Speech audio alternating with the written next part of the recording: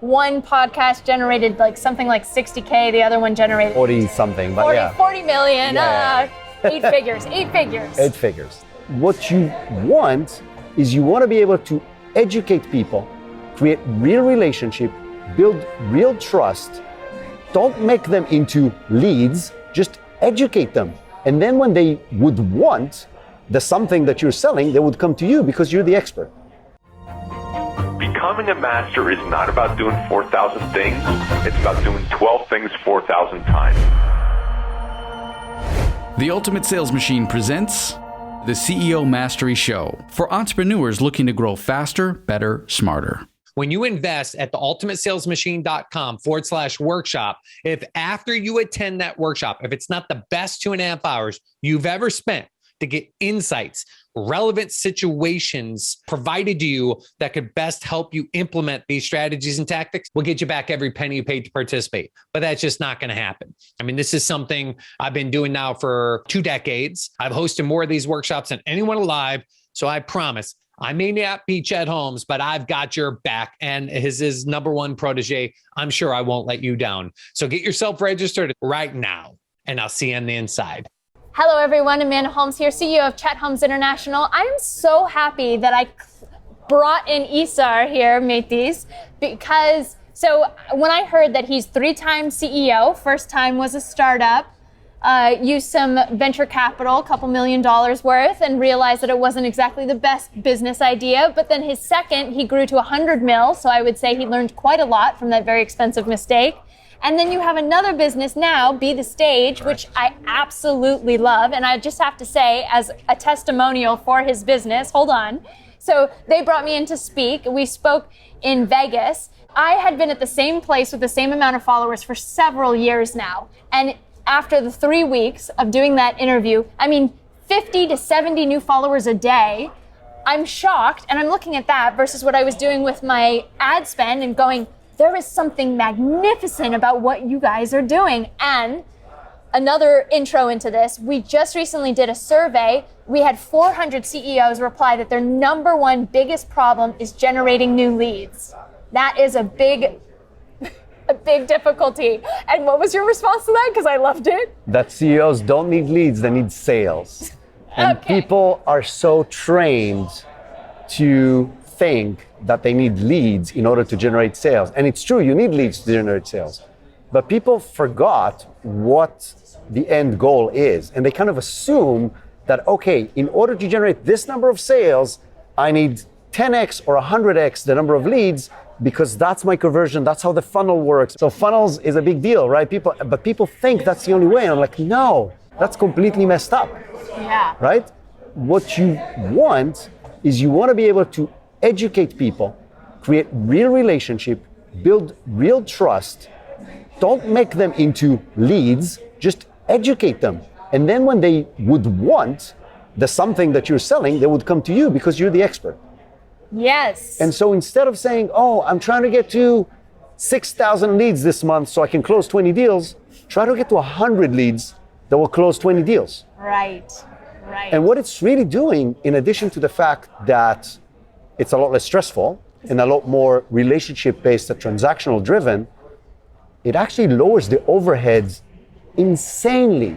Insane. And we're about to go into this case study about how one podcast generated like something like 60K, the other one generated like 60 million or something insane. 40 something, but 40 million, Yeah. 8 figures. 8 figures. So I'm curious. So I'll give you a piece of market data because, Sure. We have a market firm and we always know market data. So 10 years ago, the average business would use 7 different marketing mediums. Today, the average business uses 15 different marketing mediums to try to get what you just said, all of these different leads from all these different places, instead of just having what you're saying, right? Having that a better relationship with our prospects, right? So Yes. Can you share a little bit about this learning curve for how you've been able to find how to have a better relationship with said leads that turn into clients? So the first thing you need to understand is that most of your audience is not waiting there to be sold. When was the last time you wanted to be sold something? Most people spend most of their time searching for information that will help them make the right decision. Yes. Right? So, and it doesn't matter, I want a new CRM or I want a new car. You spend most of your time researching. Yes. Where do you research? Online. Yeah. 80% of B2C buyers research on social media and rather would talk on social media than to a salesperson. I'll give you a stat on that. There you go, 80%. So 80%. So now I would have made up a number, but now we have an actual number. I know it. So people do the research on social media, on chat rooms, on forums, in groups. They listen to podcasts. They read blogs. They're not gonna go to your funnel or to your tricky sign up to this form. It's like, no, they're literally trying to do the research.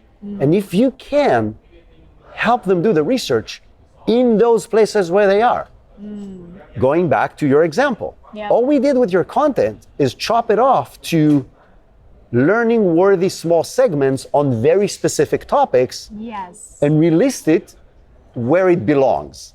Right? So square format on this, long format on that, slightly longer videos on YouTube, but where it belongs, where people are used to consuming this kind of content. Micro content. Ooh, man, the world of micro content today. You've sold me on micro content. So once you have that, now you're providing value, real value to people on topics that they're researching right now. So Chris Walker, I don't know if you know Chris Walker. If not, look him up. He's one of the most brilliant marketers out there. He calls it the dark funnel. It's like people are so obsessed with metrics that they can track that they don't understand today most of the stuff is happening today in places you cannot track. So they ignore it because it's not trackable. I want to track what marketing is doing. Okay, but that's not how your consumers or your partners or your suppliers actually work. They go to these places that you cannot track to do your research. To do their research. If you're there providing valuable, real information that can help them make a decision, you will be top of mind. You will be somebody they will want to know more of. They will join your community. Going back to your other question, have a community, build a place where people that you want as potential clients can share information, that they can learn from you and learn from each other.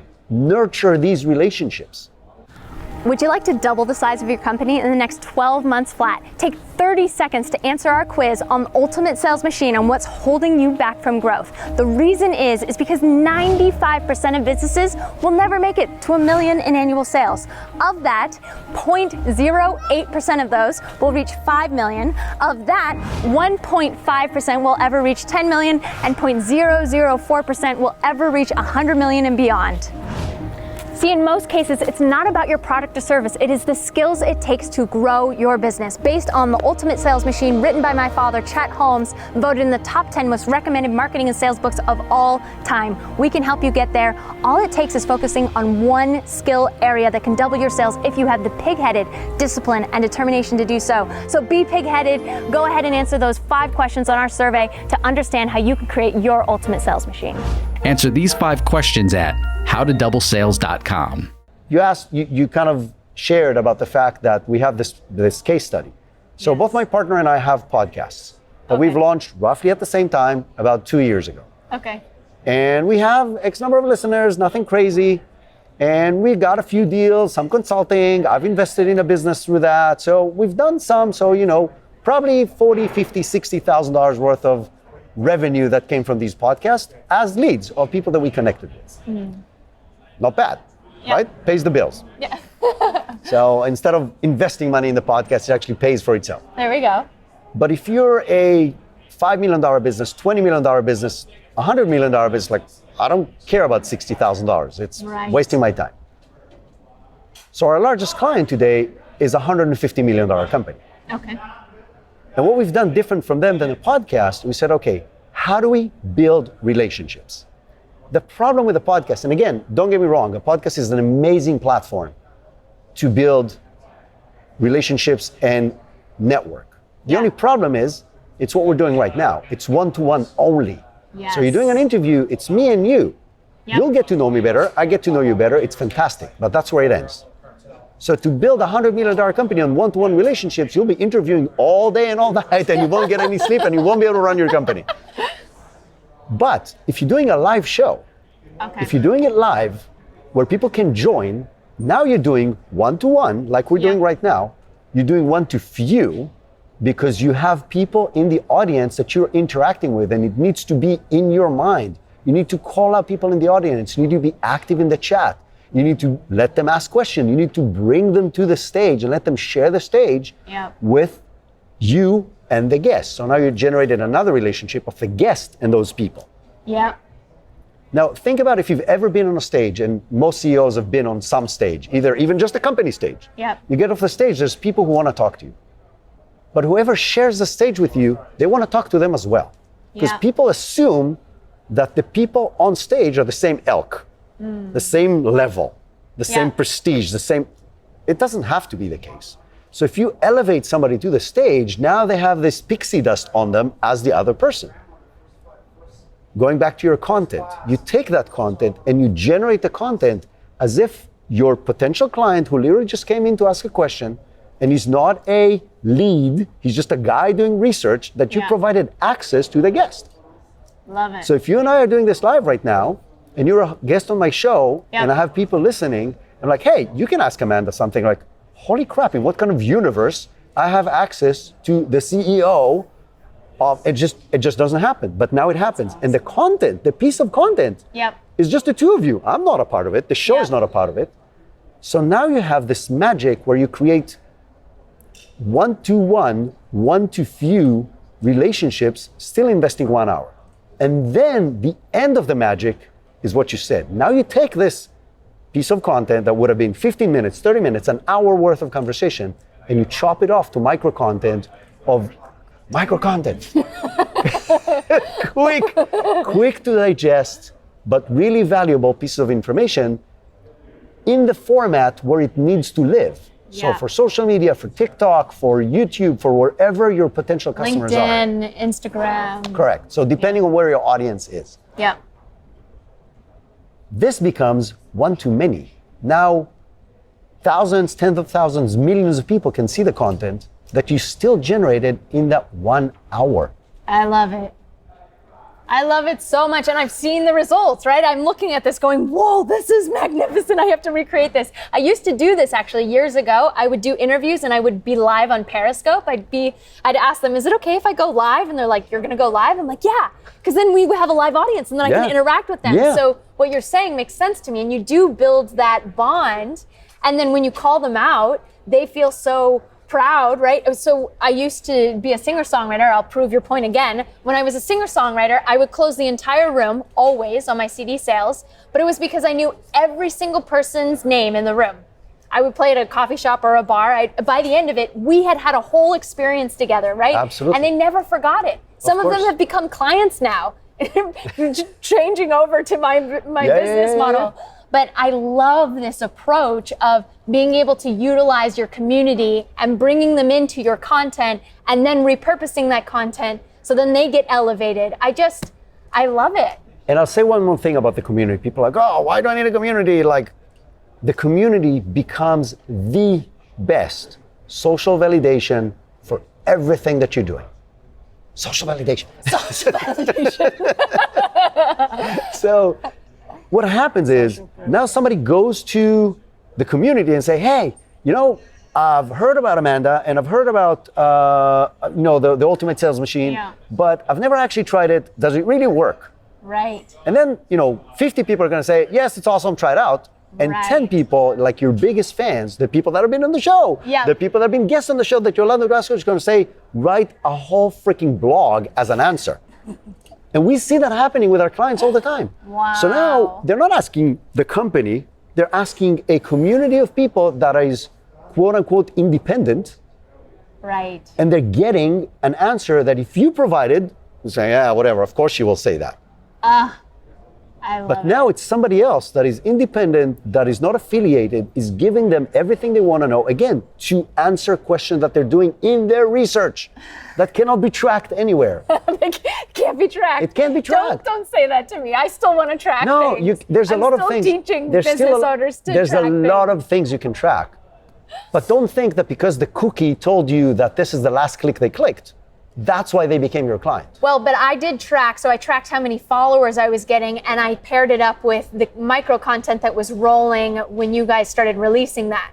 So there was some tracking involved that happened there, but I couldn't say which video it was. I just started seeing it starting to roll in so effortlessly and easily. And it's exactly this. So you gotta let go of the mindset that there's a direct, I can track the click here, that went here, that did the funnel this, that did.